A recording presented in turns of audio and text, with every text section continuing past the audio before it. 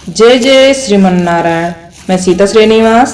आज मैं आप सबको बताऊंगी श्रीमद् भागवत गीता के पहले अध्याय का महात्म्य, जिसके सुनने मात्र से सभी पापों का नाश होता है और अंत में मोक्ष की प्राप्ति होती है।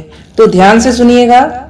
श्री पार्वती जी ने कहा, भगवान आप सब तत्वों के ज्ञाता हैं। आपकी कृपा से मुझे श्री विष्णु संबंधी नाना प्रकार के धर्म सुनने को मिले, जो समस्त लोगों का उद्धार करने वाले हैं। देवेश, अब मैं गीता का महात्म्य सुनना चाहती हूँ, जिसका श्रवण करने से श्री हरि में भक्ति बढ़ती है।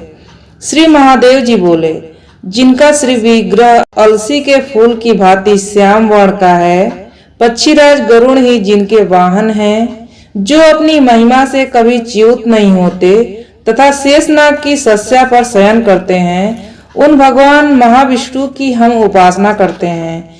एक समय की बात है, मुरदैत्य के नाशक भगवान विष्णु शेषनाग के रमणीय आसन पर सुख पूर्वक विराजमान थे।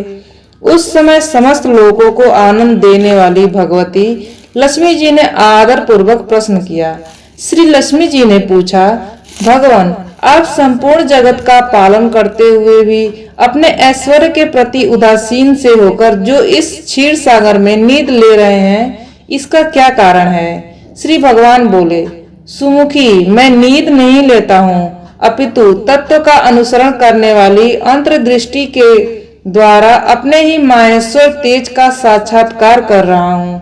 देवी, यह वही तेज है जिसका योगी पुरुष कुशाग्र बुद्धि के द्वारा अपने अंतकरण में दर्शन करते हैं तथा जिसे मीमांसक विद्वान वेदों का सार तत्व निश्चित करते हैं। वह माहेश्वर तेज एक अजर प्रकाश स्वरूप आत्मरूप, रोग शोक से रहित अखंड आनंद का पुंज, निष्पंद, निरीह तथा दैत्य रहित है। इस जगत का जीवन उसी में अधीन है। मैं उसी का अनुसरण करता हूँ। देवेश्वरी, यही कारण है कि मैं तुम्हें नींद लेता सा प्रतीत हो रहा हूँ। लक्ष्मी जी ने कहा, ऋषिकेश, आप ही योगी पुरुष के ध्येय हैं। आपके अतिरिक्त भी कोई ध्यान करने योग्य तत्व है, यह जानकर मुझे बड़ा कौतूहल हो रहा है। इस चराचर जगत की सृष्टि और संहार करने वाले स्वयं आप ही हैं। आप सर्वसमर्थ हैं। इस प्रकार की स्थिति में होकर भी यदि आप उस परम तत्व से भिन्न हैं, तो मुझे उसका बोध कराइए। श्री भगवान बोले, प्रिय, आत्मा का स्वरूप द्वैत और अद्वैत से पृथक, भाव और अभाव से मुक्त तथा आदि और अंत से रहित है। शुद्ध ज्ञान के प्रकाश से उपलब्ध होने वाला तथा परमानंद स्वरूप होने के कारण एकमात्र सुंदर है। वही मेरा ईश्वरीय रूप है। आत्मा का एकत्व ही सबके द्वारा जानने योग्य है। गीता शास्त्र में इसी का प्रतिपादन हुआ है। अमित तेजस्वी भगवान विष्णु के ये वचन सुनकर लक्ष्मी देवी ने शंका उपस्थित करते हुए कहा, भगवान, यदि आपका स्वरूप स्वयं परमानंदमय और मन वाणी की पहुंच के बाहर है, तो गीता कैसे उसका बोध कराती है? मेरे इस संदेह का आप निवारण कीजिए। श्री भगवान बोले, सुंदरी, सुनो, मैं गीता में अपनी स्थिति का वर्णन करता हूँ। क्रमशः 5 अध्यायों को तुम 5 मुख जानो, 10 अध्यायों को तुम 10 भुजाएं समझो तथा 1 अध्याय को उदर और 2 अध्याय को दोनों चरण कमल जानो।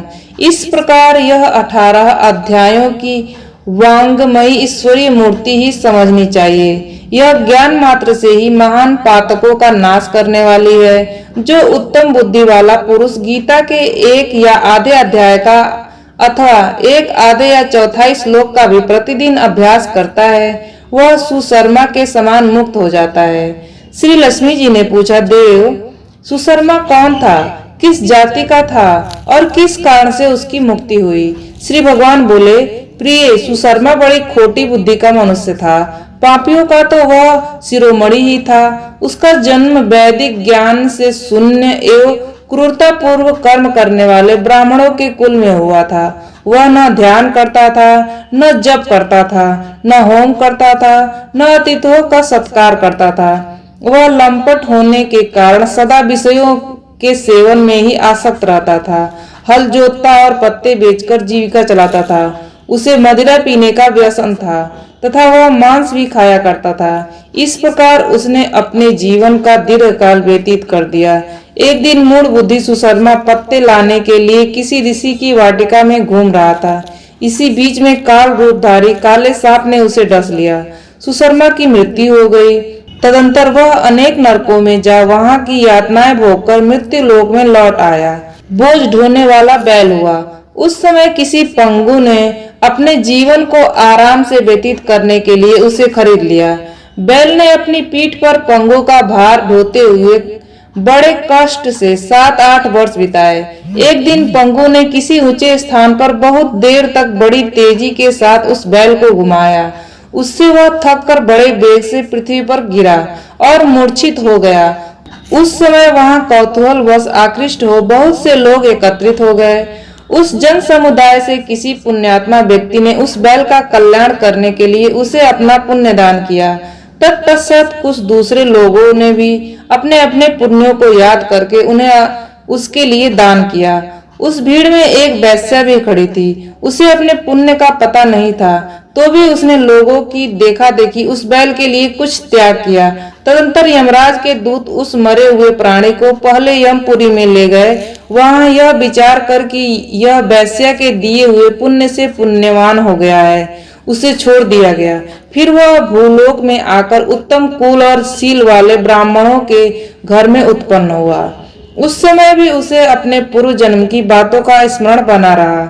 बहुत दिनों के बाद अपने अज्ञान को दूर करने वाले कल्याण तत्व का जिज्ञासु होकर वह उस वैश्या के पास गया और उसके दान की बात बतलाते हुए उसने पूछा, तुमने कौन सा पुण्य दान किया था?